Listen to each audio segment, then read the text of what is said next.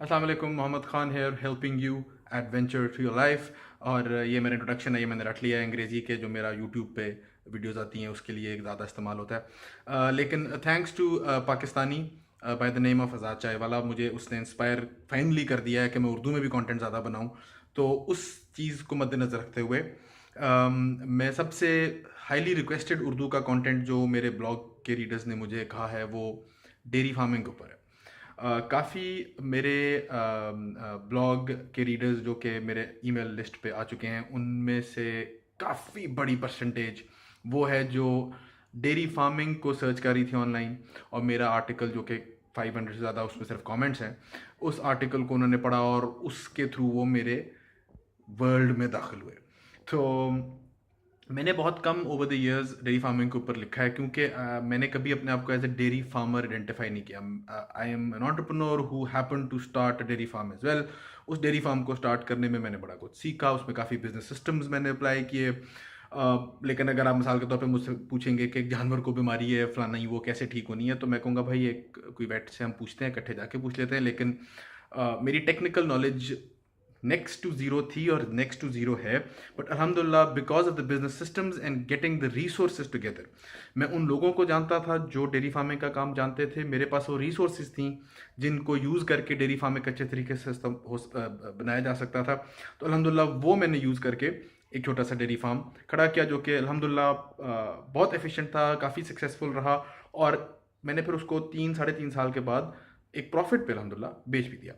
तो ये dairy farming की मेरी कहानी है। इस कहानी पे हम डिटेल में जाएंगे, उस आर्टिकल को हम गो थ्रू करेंगे कि क्यों मैंने डेयरी फार्म स्टार्ट किया, क्या उसमें मुझे मुश्किलात का सामना करना पड़ा स्पेशली पाकिस्तान के कॉन्टेक्स्ट में, और फिर क्या उसके नताइज निकले, क्या मैंने सीखा उससे, क्या वो सारा कुछ हुआ। तो अगर आप वाकई अभी भी डेयरी फार्म स्टार्ट करना चाह रहे हैं, जो कि बहुत लोग हैं ऐसे, और आप ये वीडियो देख रहे हैं तो, और आपने वो मेरा अंग्रेजी का आर्टिकल पढ़ा या नहीं पढ़ा, तो इस पे उर्दू में हम गपशप लगाएंगे इंशाल्लाह।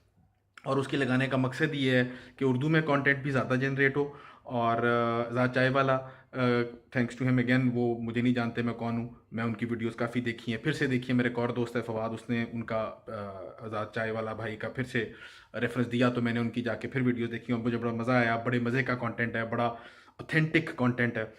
तो अगेन मैं उनका ज़ात चाय वाला कि यूट्यूब चैनल का लिंक भी इस वीडियो के नीचे शायद कहीं आपको मिल जाए। उसका उनसे इंस्पायर होकर मैं उर्दू में कंटेंट जनरेट करने लगा हूँ। और जैसा कि आप मोस्ट प्रॉब्ली जानते हैं कि मेरा कंटेंट का जो सारा दारोमदार है that is based on two things, that is on creativity and online business. तो उन दो चीज़ों को मिला के आगे चलाना है। और ये बेशक मैं भी देख रहा हूँ, ये पिंक, कसमें ये पिंक नहीं हैगी शर्ट लेकिन इस तरह का जो उर्दू कंटेंट पहले भी जो जनरेट थोड़ा बहुत किया है वो मैंने अशरफ चौधरी के साथ किया है, और उनके साथ भी हम बड़ा प्लान बनाते रहते हैं, हम कुछ मज़े की चीज़ इकट्ठे करें। तो शायद उन्होंने फड़ लीए जाके आप, और फिर कुछ उन्होंने दे नाल शुरू कर लीए उर्दू के कंटेंट के लिहाज से, online Urdu content related to self development, being a better Muslim, being a better person, और ऑफ कोर्स सेल्फ एम्प्लॉयमेंट के लिहाज से। तो या hope you enjoy the content जो आगे इंशाल्लाह आने वाला है। आपकी सजेशंस के लिए वी आर ऑल ईयर्स। अपनी सजेशन नीचे कमेंट में, अगर कोई ज़्यादा ही क्रिटिकल सजेशन है तो आप मुझे प्राइवेटली ईमेल भी कर सकते हैं। और इंशाल्लाह I will catch you around. I wish you nothing but the best, God bless and just adventure. इसको भी उर्दू में करना है मेरे ख्याल में। चलो, अल्लाह हाफिज़।